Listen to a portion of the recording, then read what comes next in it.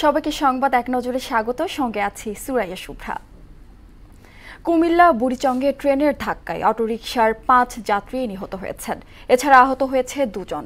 সকাল 10টার দিকে বাকশিমুল ইউনিয়নের কালিকাপুর রেল ক্রসিংয়ে এই ঘটনা ঘটে।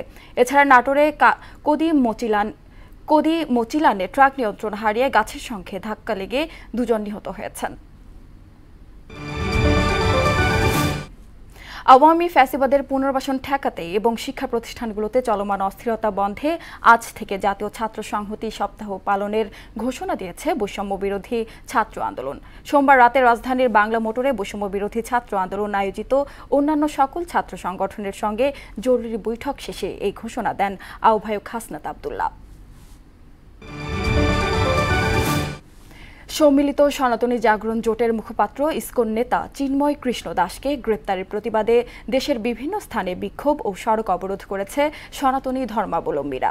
কর্মসূচি থেকে চিন্ময় দাসের মুক্তির দাবি জানানো হয়। দ্রুত মুক্তি না দিলে কঠোর আন্দোলনের হুঁশিয়ারি দেন বিক্ষোভকারীরা। এদিকে দ্রুত চিন্ময় দাসের মুক্তি চেয়ে বাংলাদেশ সীমান্ত অবরোধের হুমকি দিয়েছেন দেশটির পশ্চিমবঙ্গ রাজ্যে বিজেপি নেতা শুভেন্দু অধিকারী।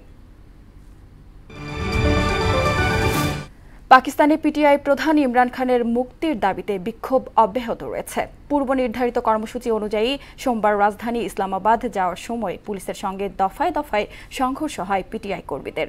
এতে 4 পুলিশ সদস্য নিহত হন আর আহত হয় পিটিআইয়ের বেশ কয়েকজন নেতাকর্মী। পরিস্থিতি সামাল দিতে পুরো দেশের সঙ্গে বিচ্ছিন্ন করা হয়েছে ইসলামাবাদ ও রাওয়ালপিন্ডির যোগাযোগ।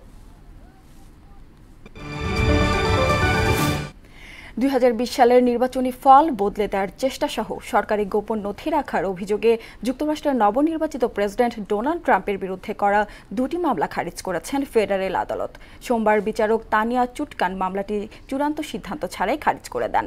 তিনি জানান, বিধি মোতাবেক একজন প্রেসিডেন্টের বিরুদ্ধে অপরাধমূলক মামলা দায়ের করা সম্ভব নয়। এ ছিল সংবাদ এক নজরে। সবশেষ খবর সবার আগে জানতে মোহনার সাথে থাকুন। এতক্ষণ সঙ্গে থাকার জন্য সবাইকে ধন্যবাদ।